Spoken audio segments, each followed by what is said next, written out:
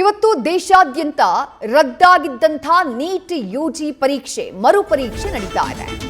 ಮೇ 3ನೇ ತಾರೀಕು ನಡೆದಿದ್ದಂಥ ಪರೀಕ್ಷೆ ಪ್ರಶ್ನೆ ಪತ್ರಿಕೆ ಸೋರಿಕೆಯಾಯಿತು ಅನ್ನುವಂಥ ಕಾರಣಕ್ಕಾಗಿ ಆ ಪರೀಕ್ಷೆಯನ್ನ ರದ್ದು ಮಾಡಲಾಗಿತ್ತು. ಅದಾದ ನಂತರ ಇವತ್ತು ರೀ ಎಕ್ಸಾಮ್ ನಡೀತಾ ಇರೋದು.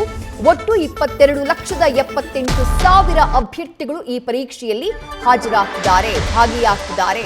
ಒಟ್ಟು 551 ನಗರಗಳಲ್ಲಿ ಪರೀಕ್ಷೆ ನಡೀತಾ ಇದೆ. ವಿದೇಶದಲ್ಲೂ ಕೂಡ 14 ನಗರಗಳಲ್ಲಿ ಪರೀಕ್ಷೆಯನ್ನ ನಡೆಸಲಾಗ್ತಾ ಇದೆ. ಈ ಬಾರಿ ನೀಟ್ ಮರುಪರೀಕ್ಷೆಗೆ ನಿಯಮಗಳನ್ನ ಇನ್ನಷ್ಟು ಕಟ್ಟುನಿಟ್ಟುಗೊಳಿಸಲಾಗಿದೆ. ವಿಶೇಷ ಚೇತನ ಅಭ್ಯರ್ಥಿಗಳಿಗೆ ಸಂಜೆ 6:20 ಕೂಡ ಪರೀಕ್ಷೆಯನ್ನ ಬರೆಯುವುದಕ್ಕೆ ಅವಕಾಶವನ್ನ ಕಲ್ಪಿಸಲಾಗಿದೆ. ಬೆಳಗ್ಗೆ 11ರಿಂದ ಮಧ್ಯಾಹ್ನ 1:30 ಒಳಗೆ ಪರೀಕ್ಷಾ ಕೇಂದ್ರಕ್ಕೆ ಅಭ್ಯರ್ಥಿಗಳು ಬರಬೇಕು. 1:30 ನಂತರ ಪರೀಕ್ಷಾ ಕೇಂದ್ರದ ಬಾಗಿಲನ್ನ ಮುಚ್ಚಲಾಗುತ್ತೆ.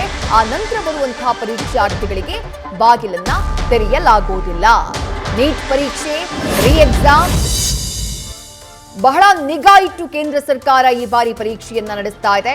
ಪ್ರಶ್ನೆ ಪತ್ರಿಕೆ ಪರೀಕ್ಷಾ ಹಾಲ್ ಅನ್ನ ಸೇರೋವರೆಗೂ ಯಾವುದೇ ರೀತಿಯಾದಂತಹ ಎಡವಟ್ಟಾಗದಂತೆ ಮಾನಿಟರ್ ಮಾಡಲಾಗ್ತಾ ಇದೆ. ಅದರ ಜೊತೆಗೆ ನೀಟ್ ಪರೀಕ್ಷೆ ಬರೆಯುವಂತಹ ಸಂದರ್ಭದಲ್ಲೂ ವಿದ್ಯಾರ್ಥಿಗಳನ್ನ ಸೂಕ್ತ ರೀತಿಯ ಪರಿಶೀಲನೆಗೆ ಒಳಪಡಿಸಲಾಗ್ತಾ ಇದೆ. ಸಾಮಾನ್ಯವಾಗಿ ನೀಟ್ ಪರೀಕ್ಷೆ ಅಂದ್ರೆ ಬಹಳ ಕಟ್ಟುನಿಟ್ಟಾಗಿ ನಡೆಯುವಂತಹ ಪರೀಕ್ಷೆ ಅನ್ನುವಂಥ ಹೆಸರನ್ನ ಪಡೆದಿರುವಂತಹ ಒಂದು ಎಕ್ಸಾಮ್. ಆದ್ರೆ ಆ ಕಟ್ಟುನಿಟ್ಟು ಕೇವಲ ವಿದ್ಯಾರ್ಥಿಗಳಿಗೆ ಮಾತ್ರನಾ ಅನ್ನುವ ಪ್ರಶ್ನೆ ಮೂಡಿದ್ದು ಮೇ 3ನೇ ತಾರೀಕು ನಡೆದಂಥ ನೀಟ್ ಪರೀಕ್ಷೆಯ ಪ್ರಶ್ನೆ ಪತ್ರಿಕೆ ಸೋರಿಕೆಯಾದಾಗ ಸಿಬಿಐ ತನಿಖೆ ನಡೀತಾ ಇದೆ. ಪ್ರಕರಣಕ್ಕೆ ಸಂಬಂಧಪಟ್ಟ ಹಾಗೆ ಹಲವರ ಬಂಧನ ಆಗಿದೆ. ಪ್ರಿಂಟಿಂಗ್ ಪ್ರೆಸ್ ನಿಂದ ಹೇಗೆ ಲೀಕ್ ಆಯಿತು ಪ್ರಶ್ನೆ ಪತ್ರಿಕೆ ಅನ್ನೋದರ ಜಾಡು ಹಿಡಿದು ಹೊರಟಿದ್ದಾರೆ ಸಿಬಿಐ ಅಧಿಕಾರಿಗಳು. ದೇಶಾದ್ಯಂತ ಪ್ರತಿಭಟನೆಗೂ ಈ ನೀಟ್ ಎಕ್ಸಾಮ್ ಕಾರಣ ಆಗ್ಬಿಡ್ತು. ಕೇಂದ್ರ ಶಿಕ್ಷಣ ಸಚಿವ ಧರ್ಮೇಂದ್ರ ಪ್ರಧಾನ್ ಅವರ ರಾಜೀನಾಮೆಗೂ ಕೂಡ ದೇಶಾದ್ಯಂತ ಬೀದಿಗಿಳಿದಂತಹ ವಿದ್ಯಾರ್ಥಿಗಳು ಪಟ್ಟು ಹಿಡಿದಿದ್ದನ್ನ ಕೂಡ ಗಮನಿಸಿದ್ರೆ. ಇದೆಲ್ಲದರ ಮಧ್ಯೆ ಇವತ್ತು ಮರುಪರೀಕ್ಷೆ ನಡೀತಾ ಇರೋದು.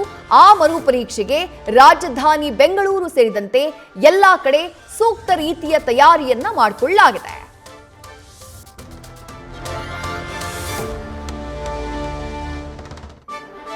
ಮತ್ತಷ್ಟು ಡೀಟೇಲ್ಸ್ ನಮ್ಮ ಪ್ರತಿನಿಧಿ ಚಂದನ ನೀಡ್ತಾ ಹೋಗ್ತಾರೆ. ಚಂದನ, ಪರೀಕ್ಷೆ ನಡೆಯೋದಕ್ಕೆ ಇನ್ನು ಆರಂಭವಾಗೋದಕ್ಕೆ ಕೆಲ ಗಂಟೆಗಳು ಮಾತ್ರ ಬಾಕಿ ಇದ್ದಾವೆ. ಈ ಹಿಂದೆ ನಡೆದಂತಹ ಪರೀಕ್ಷೆಗೆ ಸಂದರ್ಭದಲ್ಲಾದಂತಹ ಎಡವಟ್ಟು ಪರೀಕ್ಷೆ ಮಾಡುವಂತಹ ಟೈಮ್ನಲ್ಲ, ಪರೀಕ್ಷೆಗೂ ಮೊದಲೇ ಸೋರಿಕೆಯಾದಂತಹ ಪ್ರಶ್ನೆ ಪತ್ರಿಕೆ ಎಂಥ ಎಡವಟ್ಟನ್ನ ಮಾಡ್ತು, ವಿದ್ಯಾರ್ಥಿಗಳ ವಿಶ್ವಾಸವನ್ನ ಹೇಗೆ ಘಾಸಿಗೊಳಿಸ್ತು ಅನ್ನೋದನ್ನ ಗಮನಿಸಿದೀವಿ. ರೀ ಎಕ್ಸಾಮ್ ನಡೀತಾ ಇದೆ. ಬೆಂಗಳೂರಿನಲ್ಲಿ ತಯಾರಿ ಹೇಗಿದೆ ಅಂತ ಹೇಳಿ, ಏನು ಮುಂಜಾಗ್ರತಾ ಕ್ರಮಗಳನ್ನ ತೆಗೆದುಕೊಳ್ಳಲಾಗಿದೆ ಅಂತ ಹೇಳಿ ಚಂದನ.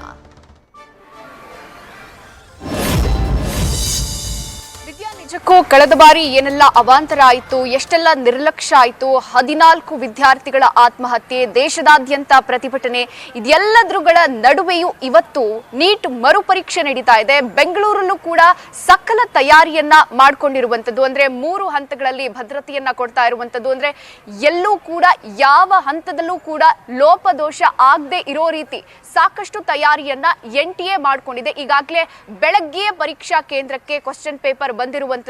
ಇನ್ನೇನು ಅಂದ್ರೆ 11 ಗಂಟೆಗೆ ಈಗಾಗಲೇ ಸಾಕಷ್ಟು ವಿದ್ಯಾರ್ಥಿಗಳು ಪರೀಕ್ಷಾ ಕೇಂದ್ರದ ಒಳಗೆ ಎಂಟರ್ ಆಗಿದ್ದಾರೆ. ಇನ್ನೂ ಸಾಕಷ್ಟು ವಿದ್ಯಾರ್ಥಿಗಳು ಓದ್ಕೊಂತಿದ್ದಾರೆ, ಪ್ರಿಪೇರ್ ಆಗ್ತಿದ್ದಾರೆ ಕಾಲೇಜು ಆವರಣಗಳಲ್ಲಿ.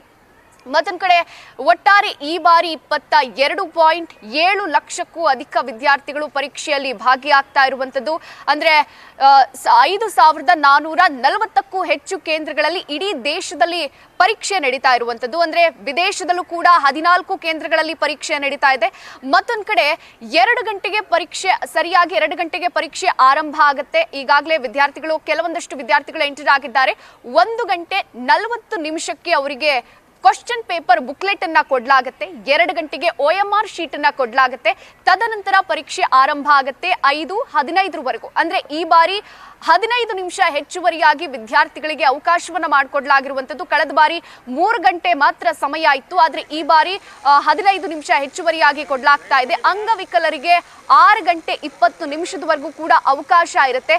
ಮತ್ತೊಂದು ಕಡೆಯಲ್ಲೂ ಕೂಡ ಯಾರು ಕೂಡ ಅಂದ್ರೆ ಮೆಟಲ್ಗಳನ್ನ ಹಾಗೆ ಎಲೆಕ್ಟ್ರಾನಿಕ್ ಸಾಧನಗಳನ್ನ, ಆಭರಣಗಳನ್ನ ಪರೀಕ್ಷಾ ಕೇಂದ್ರದ ಒಳಗೆ ತೆಗೆದುಕೊಂಡು ಹೋಗುವಂತಿಲ್ಲ ಅನ್ನುವಂತ ನಿಟ್ಟಿನಲ್ಲಿ ವಿದ್ಯಾರ್ಥಿಗಳನ್ನ ಪ್ರತಿ ವಿದ್ಯಾರ್ಥಿಯನ್ನು ಕೂಡ ಪರಿಶೀಲಿಸಿ ಕಳಿಸಿ ಒಳಗೆ ಕಳಿಸುವಂತ ಕೆಲಸವನ್ನ ಮಾಡ್ಲಾಗ್ತಾ ಇರುವಂತದ್ದು.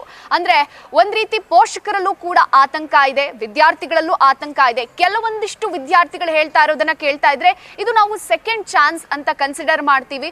ಮೊದಲನೇ ಸಲ ನಾವು ಪರೀಕ್ಷೆಯನ್ನ ಬರೆದಿದ್ವಿ, ಆದ್ರೆ ಇದನ್ನ ನಾವು ಸೆಕೆಂಡ್ ಚಾನ್ಸ್ ಅನ್ನ ಕನ್ಸಿಡರ್ ಮಾಡ್ತೀವಿ ಅನ್ನುವಂತಹ ಒಂದು ವಾತಾವರಣ ಇದ್ರೆ ಕೆಲವೊಂದಿಷ್ಟು ವಿದ್ಯಾರ್ಥಿಗಳಲ್ಲಿ ನಿಜಕ್ಕೂ ಬೇಸರ ಇದೆ. ನಮ್ಮ ಟೈಮ್ ವೇಸ್ಟ್ ಆಯ್ತು, ಇದು ರಿಸಲ್ಟ್ ಬರೋದಕ್ಕೂ ಕೂಡ 1.5 ತಿಂಗಳಾಯ್ತು, ಆಲ್ಮೋಸ್ಟ್ ನಮಗೆ 2 ತಿಂಗಳು ವೇಸ್ಟ್ ಆಯ್ತು ಅನ್ನುವಂತ ಆತಂಕ ಕೂಡ ಇದೆ. ಇದೆಲ್ಲದ್ರ ಮಧ್ಯೆ ಕೂಡ ಪರೀಕ್ಷೆ ನಡೀತಾ ಇರುವಂತದ್ದು ಬಹಳ ಕಟ್ಟುನಿಟ್ಟಾಗಿ ಪ್ರತಿ ಪರೀಕ್ಷಾ ಕೇಂದ್ರಗಳಲ್ಲೂ ಕೂಡ ಒಂದೇ ಗಡಿಯಾರವನ್ನ NTA ಕಡೆಯಿಂದ ಬಂದಿರುವಂತ ಗಡಿಯಾರವನ್ನ ಅಳವಡಿಸಲಾಗಿದೆ. ಆ ಗಡಿಯಾರದ ಪ್ರಕಾರವೇ, ಆ ಟೈಮಿಂಗ್ಸ್ ಪ್ರಕಾರವೇ ಮೇಲ್ವಿಚಾರಕರು, ಶಿಕ್ಷಕರು ಕ್ವಶನ್ ಪೇಪರ್ ಅನ್ನ ಕೊಡಬೇಕು. ತದನಂತರ ಕ್ವಶನ್ ಪೇಪರ್ ಅನ್ನ ಕಲೆಕ್ಟ್ ಮಾಡ್ಕೊಳ್ಬೇಕು ಅನ್ನುವಂತಹ ಒಂದು ಸೂಚನೆಯನ್ನ ಕೂಡ ಕೊಡಲಾಗಿರುವಂತದ್ದು. ಕಳೆದ ಬಾರಿಗಿಂತ ಈ ಬಾರಿ ಸಿಕ್ಕಾಪಟ್ಟೆ ಟೈಟ್ ಸೆಕ್ಯೂರಿಟಿಯಲ್ಲಿ ಪರೀಕ್ಷೆ ನಡೀತಾ ಇರುವಂತದ್ದು. ಖುದ್ದು ಪ್ರಧಾನಿ ನರೇಂದ್ರ ಮೋದಿಯೇ ಮಾನಿಟರ್ ಕೂಡ ಮಾಡ್ತಾರೆ ಅನ್ನುವಂತಹ ಮಾಹಿತಿ ಲಭ್ಯ ಆಗಿರುವಂತದ್ದು. ಒಟ್ಟಾರೆಯಲ್ಲಿ ಬೆಂಗಳೂರಿನ 68 ಪರೀಕ್ಷಾ ಕೇಂದ್ರಗಳಲ್ಲಿ ಸಕಲ ತಯಾರಿ ಆರಂಭ ಆಗಿದೆ. ಪರೀಕ್ಷಾರ್ಥಿಗಳು ಈಗಾಗಲೇ ಪರೀಕ್ಷಾ ಕೇಂದ್ರದ ಒಳಗೆ ಎಂಟರ್ ಆಗಿದ್ದಾರೆ. ಇನ್ನೇನು ಕೆಲವೇ ಗಂಟೆಗಳಲ್ಲಿ ಪರೀಕ್ಷೆ ಕೂಡ ಆರಂಭ ಆಗುತ್ತೆ. ವಿದ್ಯಾ, ಥ್ಯಾಂಕ್ ಯು ಚಂದನಾ ತಮ್ಮೆಲ್ಲ ಡೀಟೇಲ್ಸ್ಗೆ. ನ್ಯೂಸ್ ಫಸ್ಟ್ ನಿರ್ಭೀತಿಯಿಂದ ನಿಮ್ಮ ಪರವಾಗಿ.